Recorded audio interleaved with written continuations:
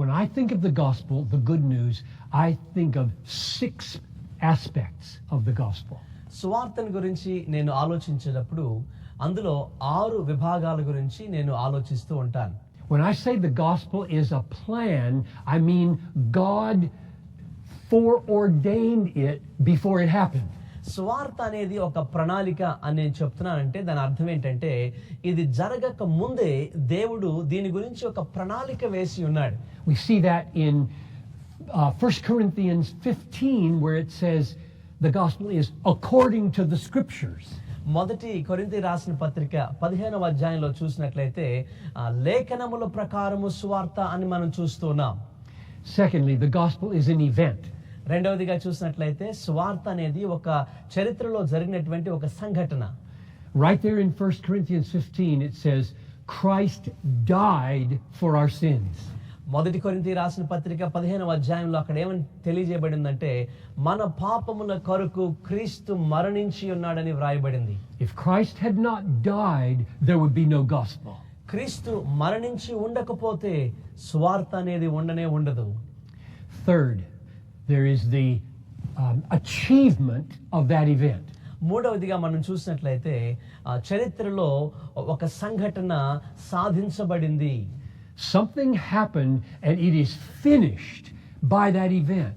ఆ యొక్క సంఘటన ద్వారా ఒక విషయం జరిగింది, అది సంపూర్ణం చేయబడినట్లుగా చూస్తున్నాం.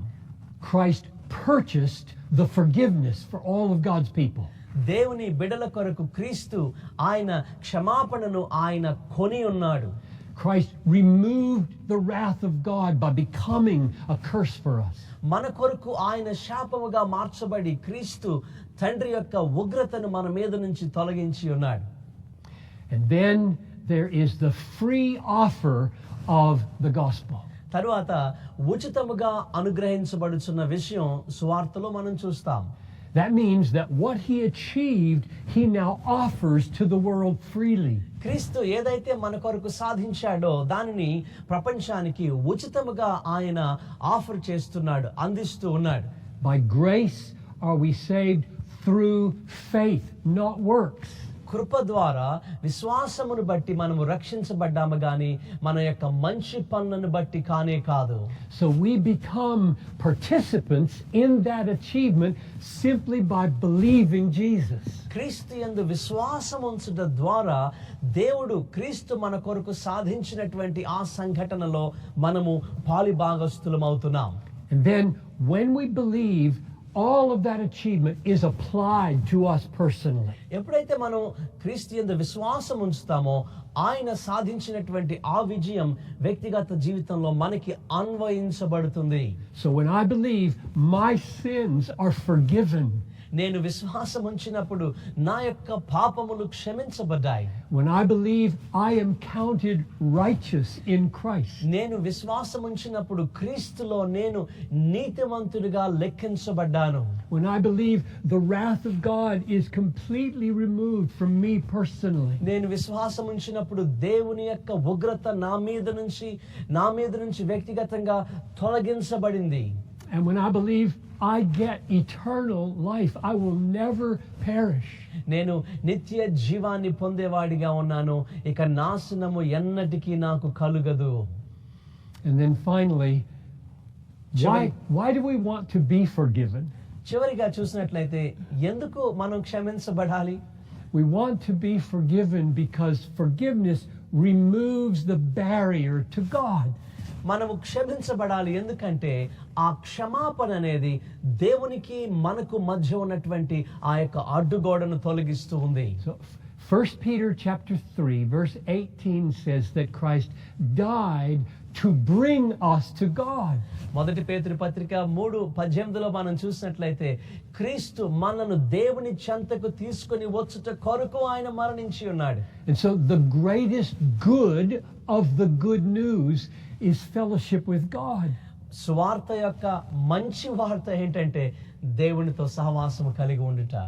In his presence is fullness of joy, at his right hand are pleasures forevermore.